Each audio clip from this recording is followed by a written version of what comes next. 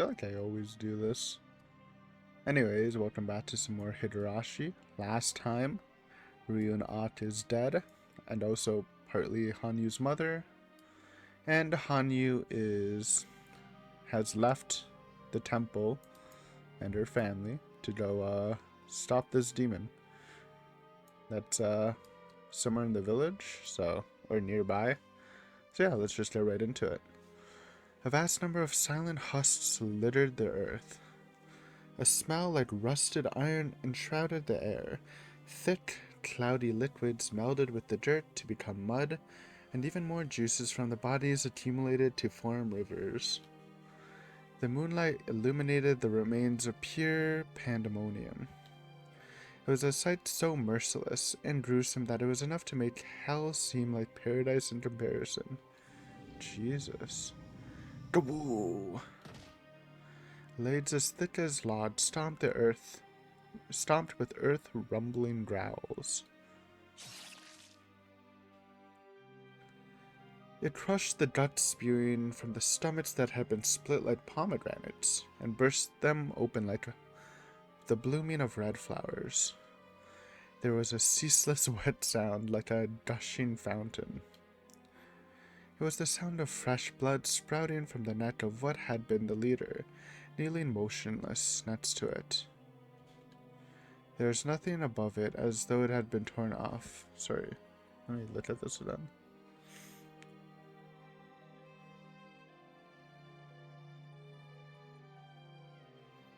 So this is, okay, so the leader's dead, and this is another Griffey. There's nothing above it, as though it had been torn off, and the faint piece of white that poked out from the stump stood out as it was dyed with a dull, dark red. Oh, the leader of the thieves, I guess. Two men slumped on the ground, shrieked shrilly, clinging to their broken swords as they faced off against it. With no chance of escape, yet having lost the will to fight back, they shuddered at the presence of the death approaching them, and shivered as they shot looks pleading for mercy at it. A group of night bandits, posing as demons, had attacked and killed villagers. Oh shit. Fate demons. That's why you don't fate being a demon. Because if you meet a real demon, they'll be even more pissed at you. With the villagers having been completely evacuated, they had planned to raid the empty village and steal the valuables. And I guess he moved, like, also scaring the villagers away probably pissed him off. Though it kind of helped in the long run, honestly. However, what they found waiting for them was a real demon. Those ruffians were regretting and repenting for their actions over and over in the face of these reparations far too cruel for merely reaping what they sowed. But the humans of this land didn't have the power to turn back time, so all they could do was despair at the reality before them and loathe the majestic God who had established this causality. The men, their teeth chattered out of sync, tried their best to scramble to their feet and get away as far from the monster as possible, even though their will to stand was shattered. They desperately looked around them for help or an escape route, but their comrades had been all reduced to chunks of meat, and the roads were all dead ends of abandoned houses and waterways. Gada! The demon opened its red mouth and bared its fangs, then swung down its arm on the man on the left with a roar. There was a dull thud and a faint scream, followed by the man with the massive gash gaping from his neck to the side.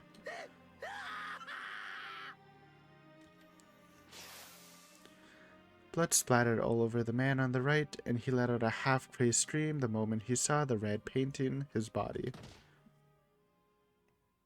But a second later, his face was grotesquely distorted, and his head soared through the air before crashing onto the ground.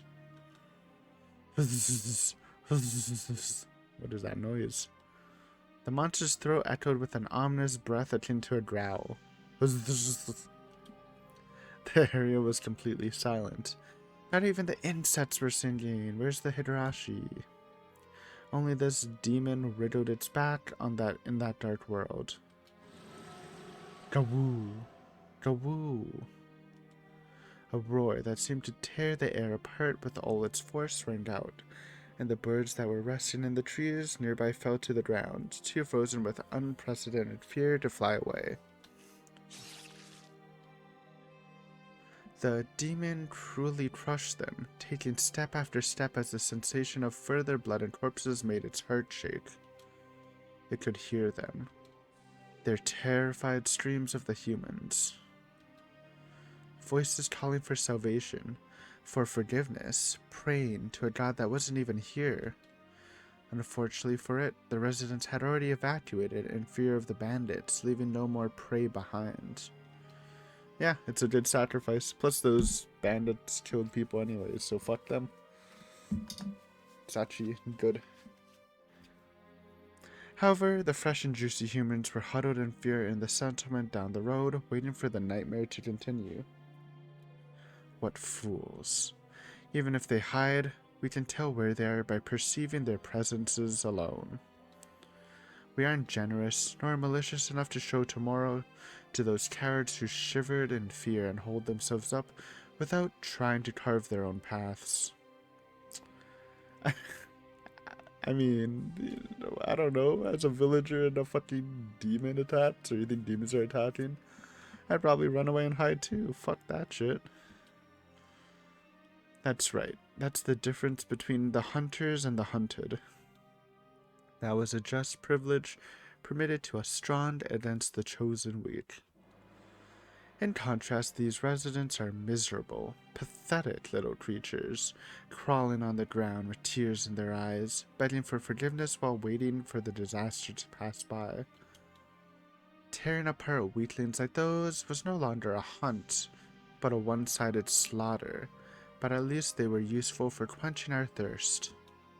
And we waited for the time when prey worthy of the title game arrived, one whom we could trade wits and all our might with, for the appearance of they who put the spark of the flame of light in us and make us tremble with the joy of awakening our instincts. I had been waiting and hoping for that moment for a very long time, and this was the time where I would sever these abominable chains and take my fate into my own hands. They're close. I felt a presence. It seems that the bait had severed their purpose well, even if they were fools. I heard a metallic hum.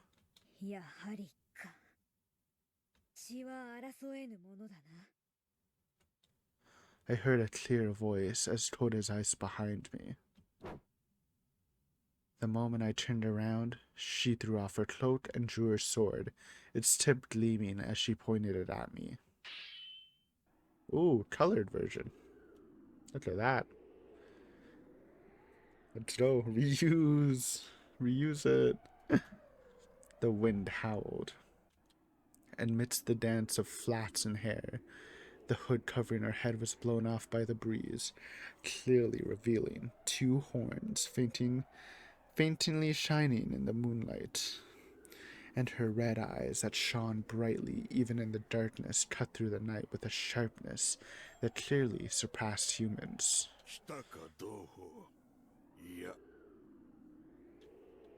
Now you are our natural enemy.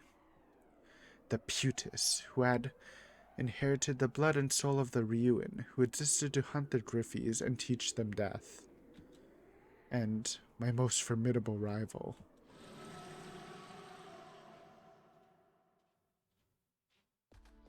Oh shit. Have we used this? We can use this one too. Look at that. We've seen that in their OG Higurashi, I think, or something similar. The area was surrounded by fire, perhaps ignited by the flames of the bandits' torches. The scorching heat blowing through the air caressed my cheeks and blew my hair up. Okay, so now we're back to the Hanyu POV. It was interesting getting the Griffey's POV. And Ono is extremely likely that the culprit wasn't a demon, because of their strong presence. Excuse me. Demonified Ryuin detect nearby brethren and make their appearances known.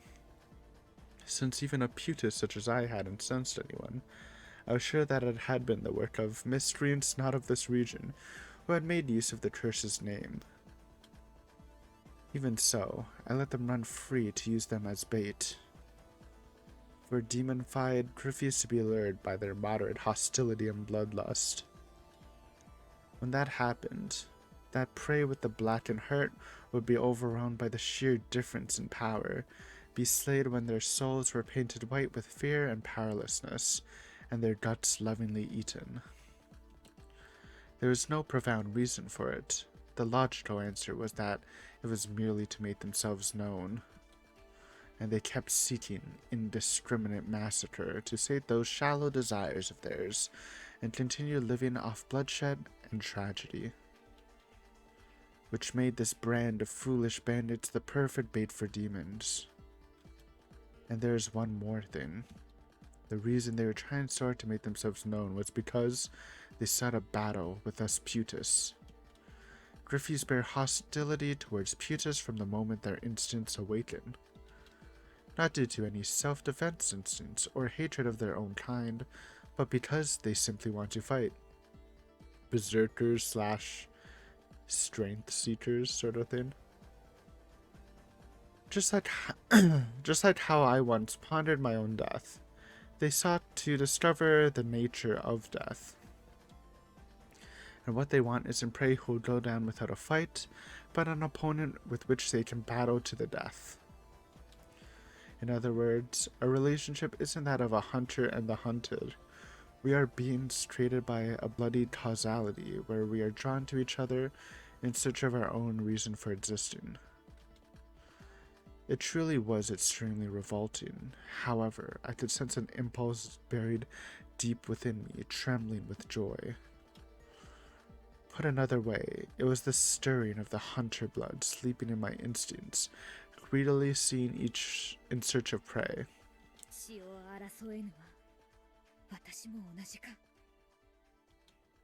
Right, just like them, we Putus had also inherited hunter's blood. No one could stop me from immersing in that pleasure that I had no intention of stopping here and now anyway. Go-woo, go-woo. A roar echoed out, truly a beast. When I saw this ugly, despicable creature, my reasoning and lenience as a human fizzed out without a trace, and at the same time the urge to kill rapidly swelled within me.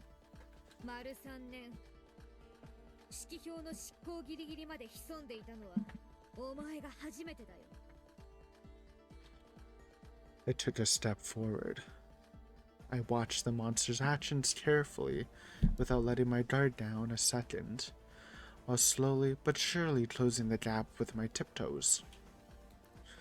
The faint moonlight illuminated the ugly, hairy muscles all over its arms and legs, as well as its sharp fangs and claws. It looked down on me with wide eyes burning like crimson flames as it spewed lukewarm breath from its mouth, split all the way to its ears. However, it had no horns. That was the feature of the demonified Griffies.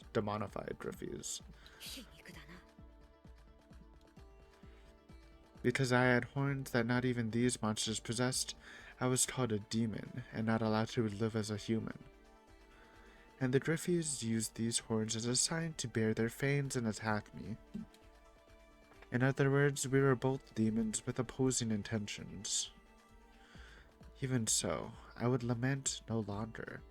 I planned to finish this farce right here and now. I would bring all this to an end now, for the people waiting for me, and for my future with him. Swing. A moment later, two pairs of eyes shining like scarlet rubies in the darkness belonging to the demon, who stood at twice my height glaring down at me. The sky and ground were inverted in the monster's widened eyes. It panted madly. The moment the demon gasped in fear and faltered, I kicked off the earth and lunged right towards its chest. Gah! The demon swung its thick arms down at me half a moment later. I kept charging despite that, raised my sword the moment he invaded my space, leapt forward with one big step, and swung at him with the force of that momentum.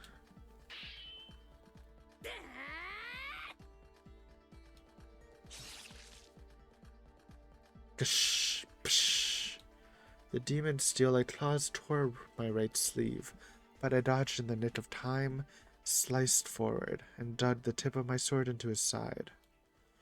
Then I jumped off the back of the demon's hand buried in the ground, as I sliced from the hip to the shoulder without the slightest hesitation.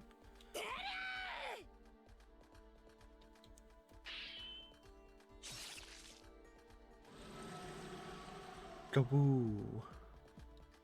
Blood splattered, and the demon staggered back while letting out an agonized howl. I tore off my right sleeve as I caught my breath, waiting for the right moment to swiftly jump back. Then I looked at the demon. A deep, straight cut was carved down its chest, gushing with blood. However, the demon suddenly roared as if shaking off something, and its grotesquely colored flesh instantly started rising like bubbles from its wound. The blood then stopped, and the wound was sealed up in a twisted way.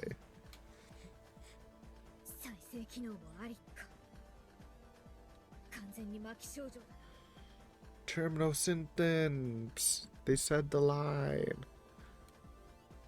I was considering just taking him prisoner if he could be treated, even if it would be harder to do so, but it seemed I didn't have a choice. There was no other way but to completely erase his existence.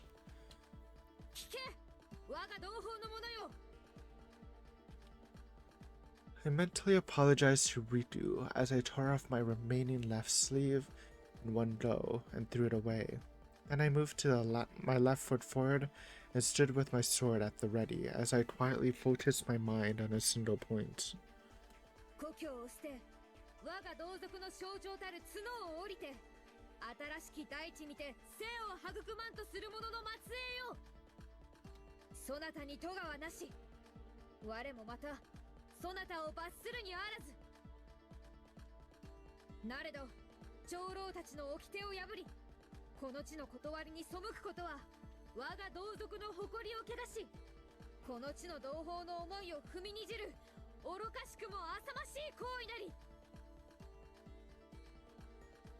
And then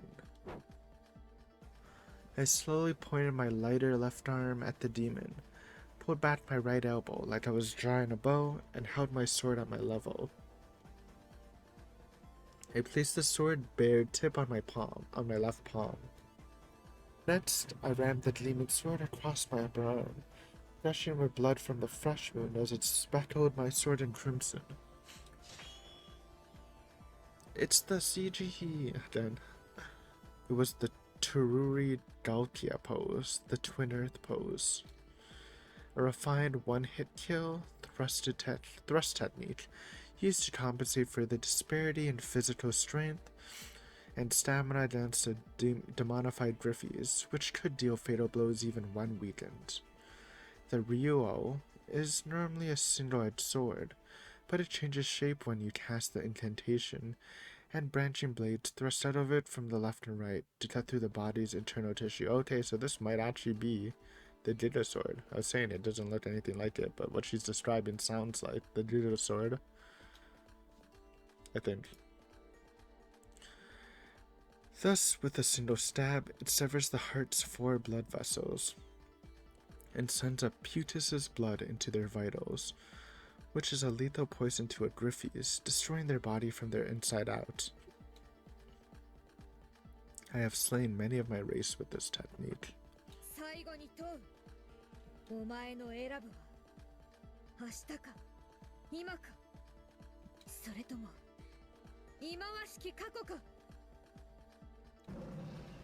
Gaboo!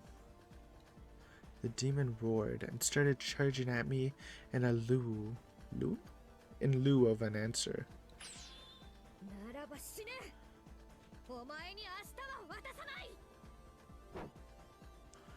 I lowered my hips at the same time as if lying in wait. Then, using the open gap between the two of his left fingers as my target, I located his heart and organ and filled my right hand with strength. The demon closed the gap between us with an earth-shattering tremor, raising its gleaming claws. The air shook, and even time froze from his overwhelming bloodlust and destructive impulses. But on the other hand, I cleared and honed my mind, felt my enemy's blood and mind converging on a single point, and saw it clearly. This thrust would put an end to it all. I took a breath in and out. The moment my tension left with my breath, I put all my strength into the tip of my sword and thrust right at the demon's vitals. Oh, countered? Just then, I hesitated. My thrust went off course and missed the target, merely slicing through the air.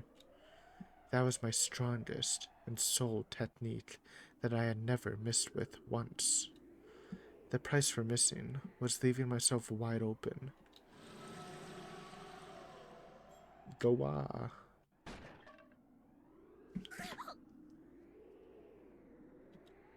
The demon's slightly delayed strike hit Shu, and I was not a short distance away. I was too stunned by the unexpected turn of events to brace myself, and so I couldn't breathe for a second after hitting the ground.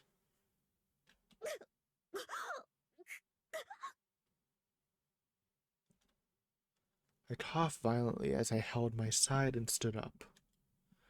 Since it was his arm, not claw, that hit me, I'd avoided bleeding, but I still nearly passed out from the splitting pain, though I grit my teeth to endure it. No, that sort of pain no longer mattered. Oh no, not the sad music. I lifted my head. I looked at the demon's chest while praying that I was mistaken about what I glimpsed for an instant. Only a mere instant. The clouds parted that moment, illuminating the area with moonlight, and then...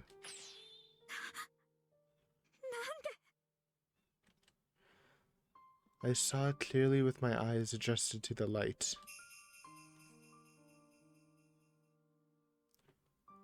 Wait, what the heck?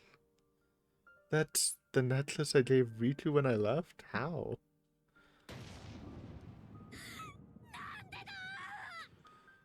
Hopefully it's just another Ryuin that turned into a Griffey's or whatever. It didn't take much thought to picture what had happened. If he'd picked up from somewhere that the true identity of the fabled demon was actually some passing bandits, oh shit. That would be really bad. Bandits killed Riku. He'd likely go collect evidence of that to prove my innocence. I'm hoping he's not dead. I'm like leaning toward that, but I don't know. Feels kind of believable. But he failed, and they attacked him to silence him. Then what if, at that time, in order to survive, in order to fight, he'd awakened to his demonified instincts that lay dormant in the people of this land? Oh, that'd be worse. My teeth clattered, and my vision narrowed as if it were growing distant. It couldn't be. This had to be a nightmare. I'd admit that when Ritu and I met, we were first attracted to each other. I suspected the possibility that the reason we could be so open with each other might have something to do with my brethren's factor. That was why I had him take the medicine so often. It even made him suspicious and checked his blood each time. The result was always negative. It's true that as a resident of this land, he may have possessed something latent similar to the Griffey's factor, but it wasn't enough to make him go berserk or mutate. Besides, I spent so much time with him, yet I noticed absolutely nothing. because he was always so chill. I had never felt that, not even during the countless time we slept in our bedroom. Not once. As a result, I was relieved and didn't consider him a target I needed to keep my eye on. So why? Maybe it's a fake out, otherwise I'd be pretty sad. The demon took advantage of my confusion to instantly close the gap and attack. Then he swung his arm with all his might and thrust at me with his tearing claws. I instinctively raised my sword and managed to parry the blow just in the nick of time. But that parry left me off guard for just a second, giving the demon time to roundhouse kick me in the side. I mean, from what we saw from the demon POV, that story doesn't exactly make sense to the demon. Actually, it could make sense. Never mind. I guess if they did attack Riku while they're attacking the villager, then he just turned into a demon. The entire difference in physique working in his favor. I violently slammed into the ground and rolled across it. I desperately got up, but the shock of that head-on attack still lingered, and I immediately fell limply to my knees. What's more, I dropped my sword and when I got blown away, and now the demon had grabbed it and was pointing its sharp edge my way.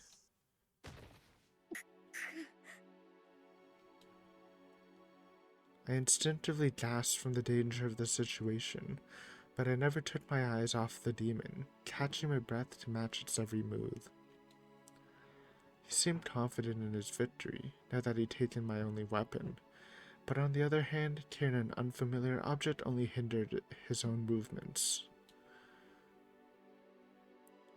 I suddenly noticed an odd sensation on the top of my tongue. What I thought was some gravel I'd gotten in my mouth when I rode across the ground was actually my tooth. I finally realized I was bleeding from the mouth. A fishy stench rose from inside my throat. That sensation slowly but surely calmed my instincts. Don't panic. Don't be afraid. If you keep your mind calm, the tide of the battle will flow in your favor. And the moment I suddenly remembered those words someone from my homeland had told me. The demon held my sword in both hands and swung it down as if he were trying to slice my skull open. I stared straight down at its uneven trajectory and caught the blade between my palms the moment it was a hair's breadth away from my forehead. Double.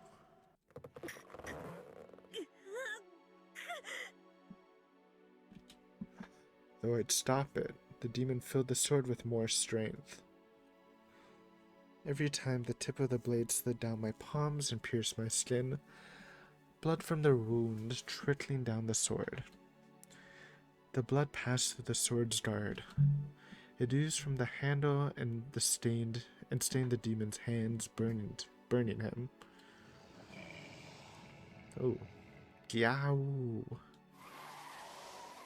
A disgusting stench emanated like acid searing flesh, and white steam blew from the demon's hands.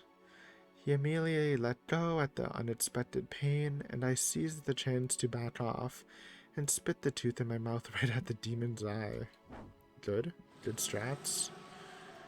Gaboo.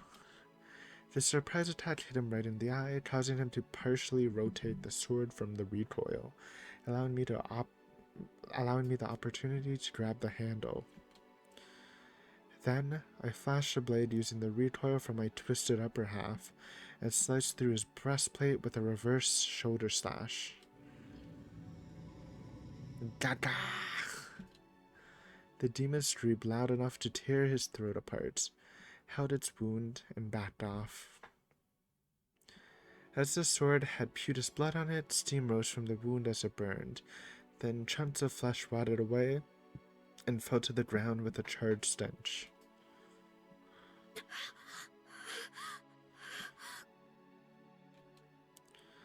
I panted and caught my breath as the demon glared at me with hatred. My whole body was covered in sweat, mud, and blood, and was almost at its limit. But the confusion left my mind, and my bewilderment changed to an intense hatred, and I seethed.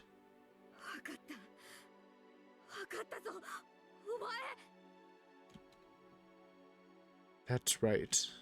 Despite being a Griffey's, it had stolen my sword, attacked orderly and consistently, and possessed unusual intelligence.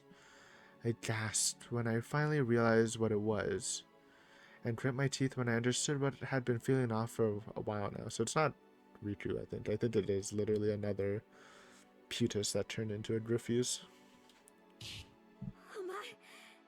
Oh. What the heck? I thought he killed it. I don't remember though. Right. This presence, this sensation. There's no doubt about it. Though it was extremely rare, it was possible for a Putus who lost their original physical body to keep living on as a free body. And afterwards, it was possible for it to possess a different body. Yo, that's crazy. So, yeah, she did kill it, but then it reborn itself. And live on like a Griffey's. He was a Putus who abandoned being a Putus and had obtained power greater than a Griffey's. In other words, a true demon? And then... Oh, that's crazy. Especially if it did take over Riku's body. Because that was the fight. When he was a baby. A repulsive smile rose to his ugly face as he laughed.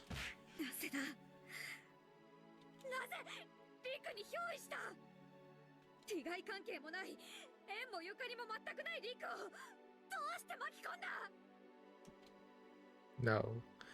The bitter question was, why had a Putus demonified just like the Griffey's and attacked villagers and natives? What reason did he have for not only abandoning our original goal of observing Griffey's and stopping any who went berserk, but doing the very thing we had sworn to stop?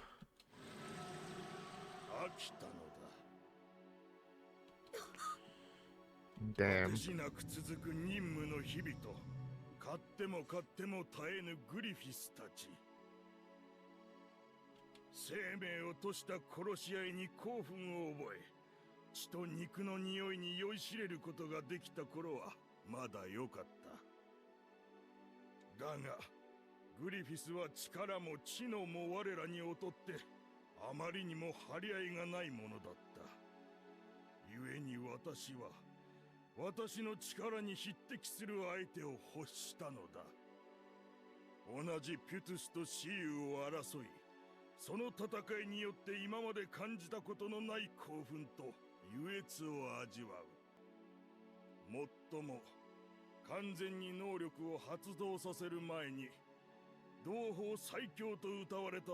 Yep.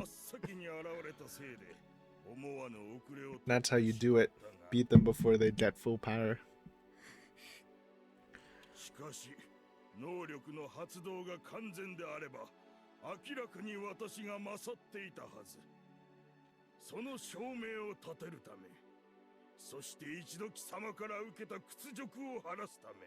The baby.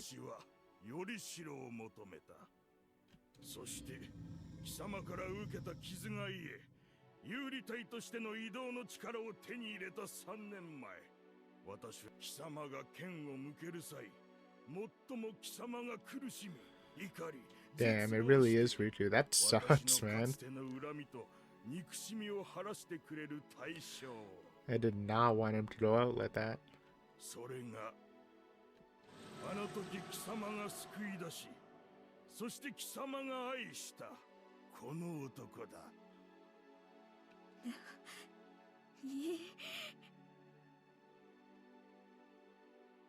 I shivered.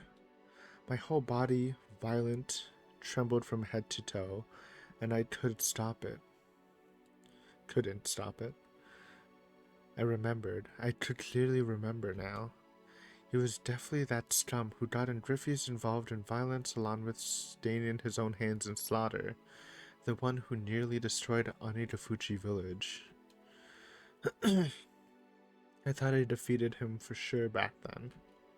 But he kept on living as a free body even after losing his flesh, maintained by his hatred and grudge that desired to defeat me. And, in the end, he got Enriku caught up in this for his twisted pleasure, all for that stupid reason. Is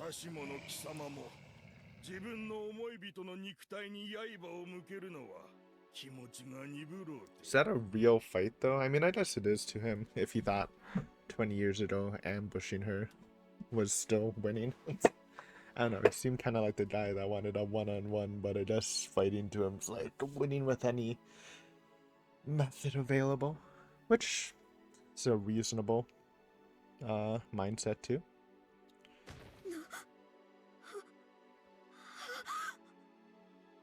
どうだ、同種狩りの女よ。その太刀で我を倒せようか。されど我を殺せば、こやつも死ぬがな。Kill him? He who had nothing to do with this? He was a truly kind soul, who had shown me my greatest happiness. He was the most important and beloved person in my life, and I'd have to kill him?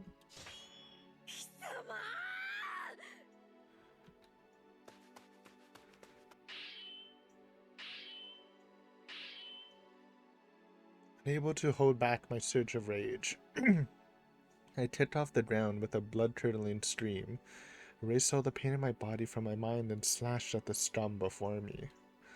My wild swings were easy to dodge and cut nothing but air multiple times, but my rage demanded his flesh and blood, so I kept up the assault.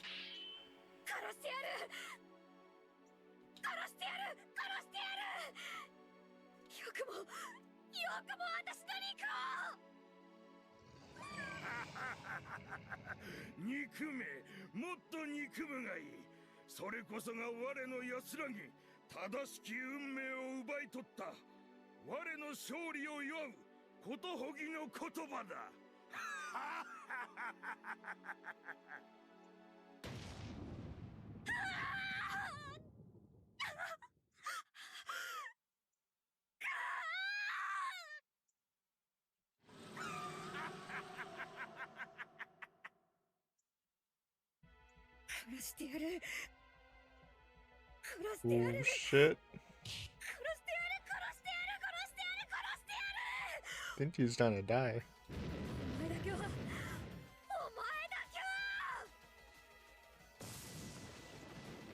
And then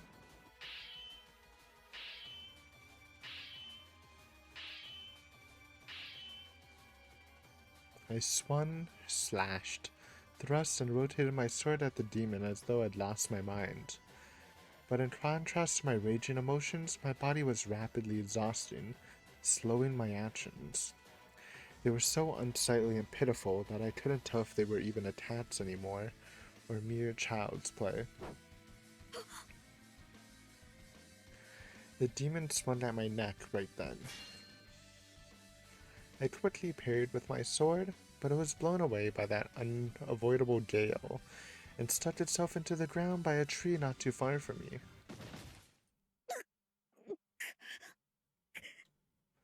I rose my upper body and started to get up, only for my knees to collapse on the spot. I desperately mustered my willpower and looked up, to find the mocking smile of the demon looking down at me.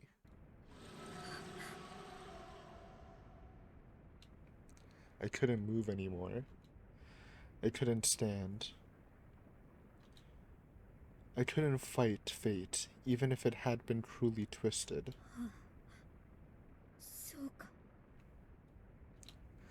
This could be my death. I had constantly wondered when and how would I meet my end, and it finally had come for me. And if I died here, would my physical body be destroyed, reducing me to a free body just like this demon, or would I simply be destroyed altogether?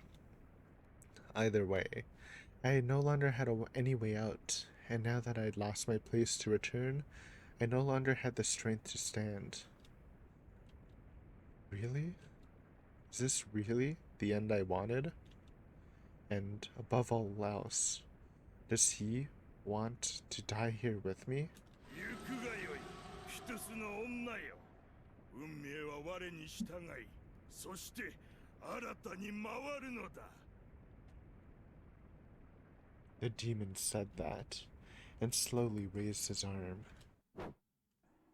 When I looked up at that, I faintly noticed something out of the corner of my eye. It was the necklace red jewel shining in the moonlight. There was a dull, metallic thud. The earth cracked, and there was a war cry loud enough to split the sky. The insects and forest creatures who forgotten to even make a sound timidly poked their heads out from the leaves to see the outcome of the confrontation.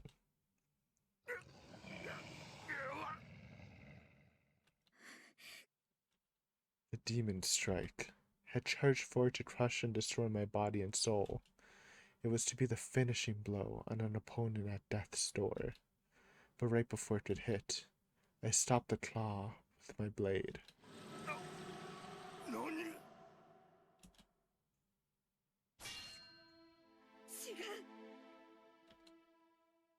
I endured the pain in my creaking body and pushed back the demon's arm mere centimeters away from me.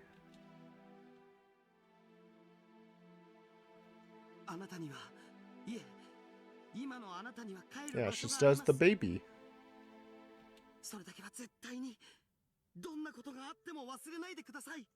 Can't forget about Oka. そんな話聞きたくないです。羽生の死なんてそんな。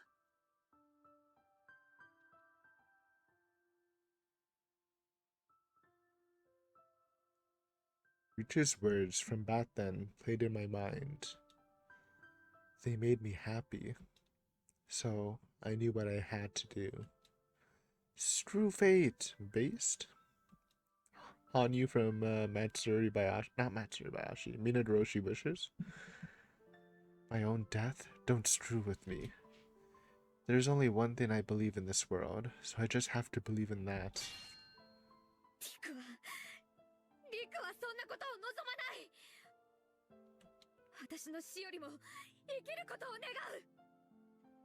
それが私の愛したフルでリクの心だ。貴様。死ぬものか。リクとの約束を破ってなんで貴様に屈するものか。何をよまいごと、この死に損ないが。笑わせるな。死に損ないは貴様の。 True, actually. Get him. Oh, claws.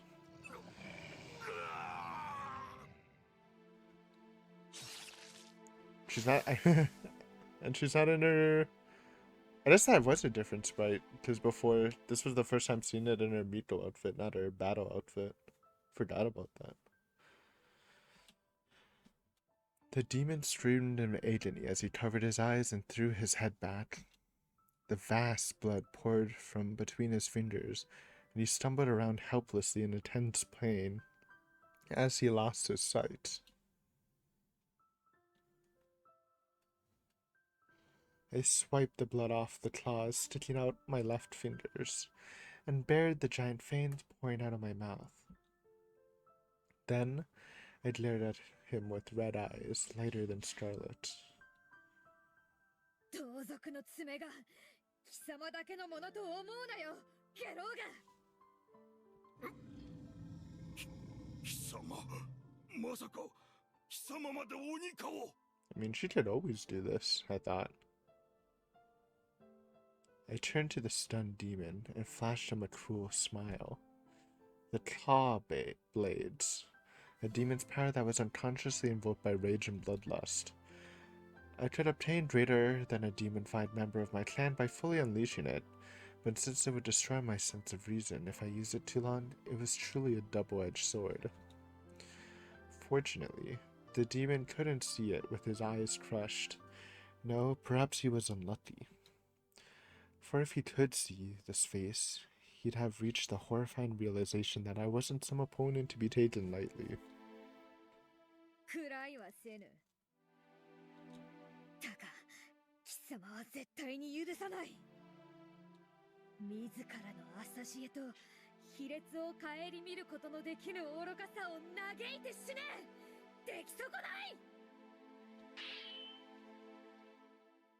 I then retracted my claw blades, took my sword and thrust it in my left hand, then faced the demon with 1 foot forward.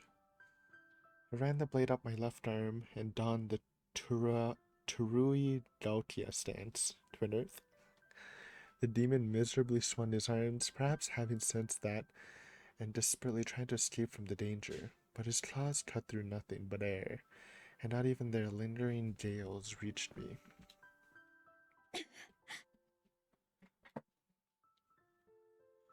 No, nothing reached me anymore. No sounds, no presences. I simply stood with my sword at the ready, in a dark, quiet void. ごめんなさい。リク。I couldn't save you.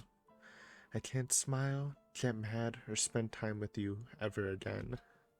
That thought alone caused me to burst into tears, with no signs of stopping. But please understand, at least you, if no one else, what I can do now, and what you would surely wish for. Is this for me to simply believe in that and kill you? Perhaps I'm simply deluding myself. If I'm wrong, then I regret my foolishness and injustice for the rest of my life, and may very well never smile again. Even so, it's fine.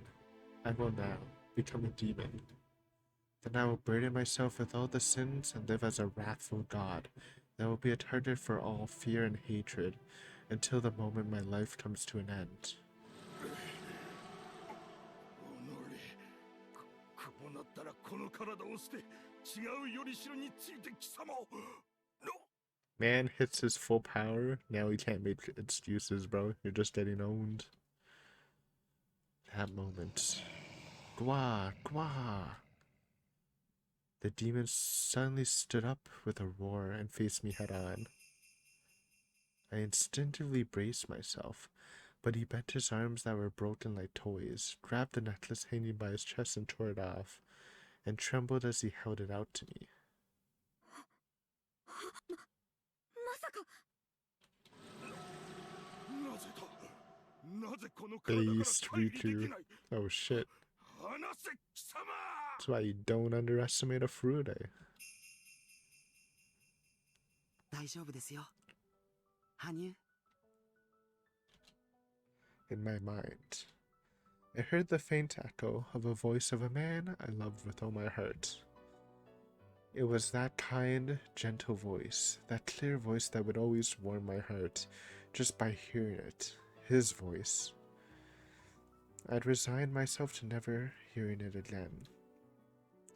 I believed his soul to have been ground to dust when the Putus took over his body and grieved. But Riku was, calling out to me at the very end, all for me, to bring my heart back from despair.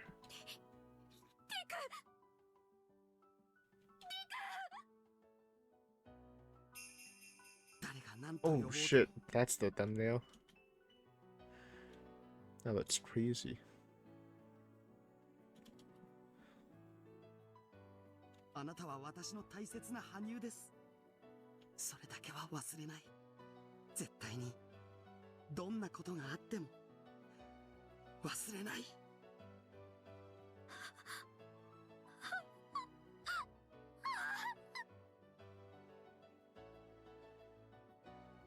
His kind words tore my hearts to shreds.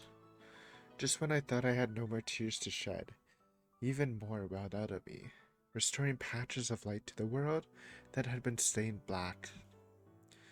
If this were any other time, If we were at the Furude shrine and Ritu said those words with a smile, just like always, I would have puffed my cheeks with a hint of embarrassment and headbutted him in the chest.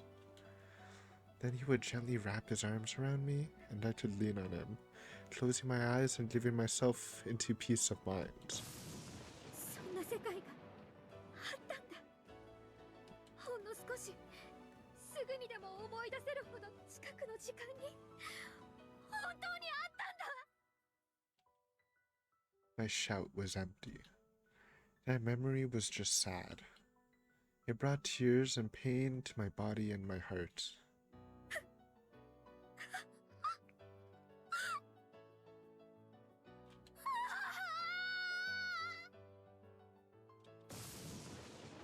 My throat and chest burned in pain as if they'd been gouged out.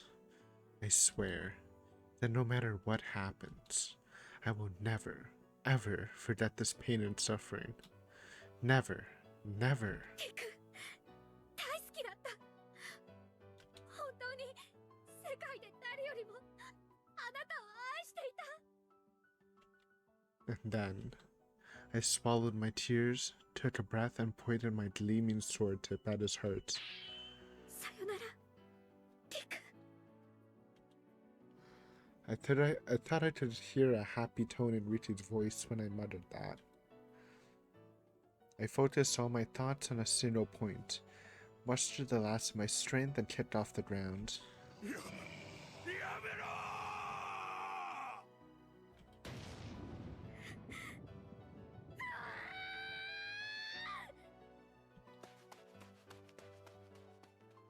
羽生、桜花のこと、頼みます。竜王、 Oh shit. Type 2. 三叉解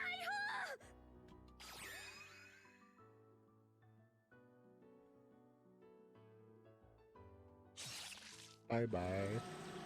Rip Riku, man. Honestly, that was pretty sad. Feels bad. But the threat is eliminated, and now surely Hanyu will just live a happy, fun life with Oka. Nothing bad will happen at all. Man, that sucks.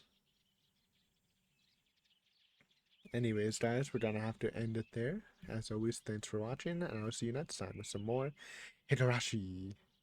Later.